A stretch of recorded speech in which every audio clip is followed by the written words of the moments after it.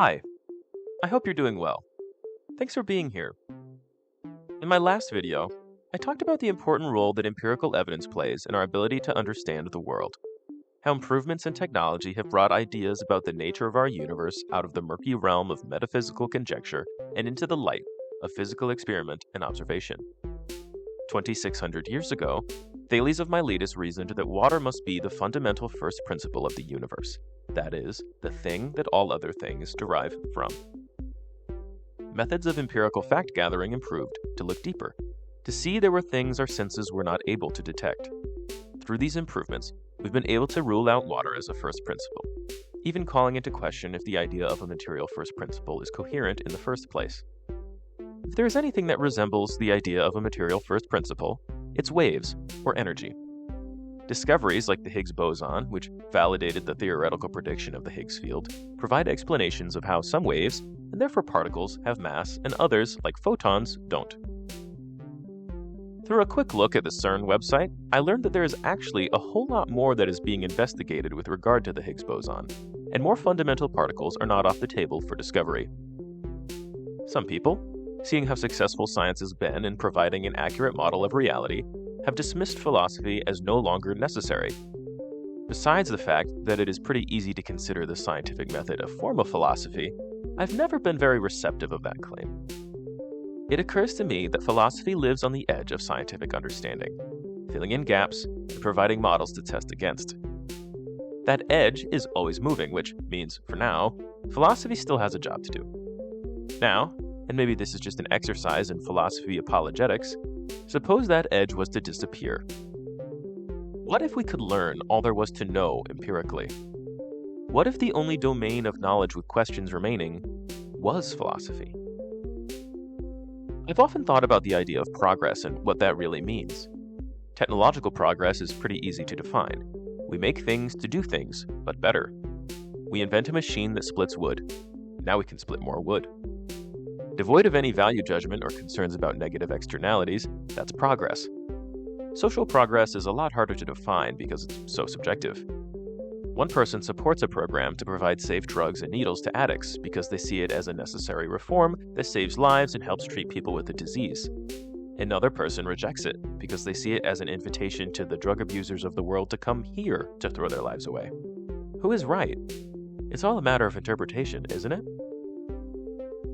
Some might argue that human nature makes social progress impossible in the first place, that society merely adapts rather than progresses to better suit the environment it's in.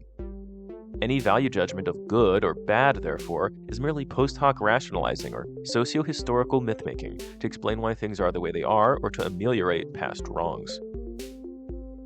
How much of that objection is removed when we remove resource scarcity or mismanagement from the equation? For the sake of this essay, let's say it is physically possible to build things like Star Trek replicators that make resources either incredibly cheap or infinite. In a world of infinite, justly allocated resources, it would be simple for the scientists of our hypothetical society to develop treatments for social ills. Drug addiction? Develop a treatment to eliminate the physiological dependence on drugs, as well as the psychological or genetic conditions that predispose one to addiction in the first place. Rather than arguing about how to best deal with a social problem, they would have already removed the mechanism by which that problem is a problem. It occurs to me that just like today, and the past, people in our hypothetical society would be concerned about how to best live their lives. I don't think people would choose to have jobs like we do today. No one would have to work for a living. Still, people do like to be engaged. Would people have existential crises about which hobbies will best satisfy them?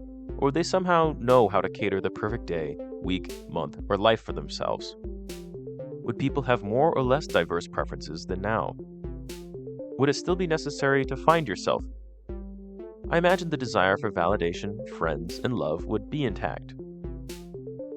It's hard for me to imagine a society learning every empirical fact without extreme centralization. Someone has to pay for all those brain scans and particle colliders, right? I wonder what political philosophy would be like in this context. Since there'd be none of the social ills we deal with now, government would be more oriented around basic services like waste removal, provision of utilities, and public events. I don't think these services would be provided by companies, at least not the first two. Because in a world of infinite resources, there is no such thing as a profit motive, at least not in the sense we think of now. Maybe entrepreneurship would be something akin to the pageantry put on by Lorenzo de' Medici. Entrepreneurs would be praised for their impeccable taste or their talent in art. Today, we revere people who push the boundaries of empirical knowledge. People like Galileo or Marie Curie are heroes, and their discoveries have helped us both with technological innovation and in creating more fleshed out models of reality. Flash forward to our hypothetical society, and maybe these people would still be revered, but more like saints, not to emulate necessarily, but to respect and be grateful to. I suspect the heroes and maybe even stars of the world I'm proposing would not be discoverers or inventors, but interpreters. After all the empirical knowledge, the hows and whats of the world, do not give us answers as to why. And that might be the whole point of this thought experiment in defense of philosophy. Empiricism is a potentially finite enterprise. It can at least be imagined to reach a conclusion when every test has been tested and every observation made. At that point, we'd only have interpretation, reinterpretation, mutation, and synthesis of ideas left to do. And if that enterprise were completed, what would be left? Let's pretend for a moment that individuality and short lifespans are removed from the equation, since they sort of preclude my proposal anyway.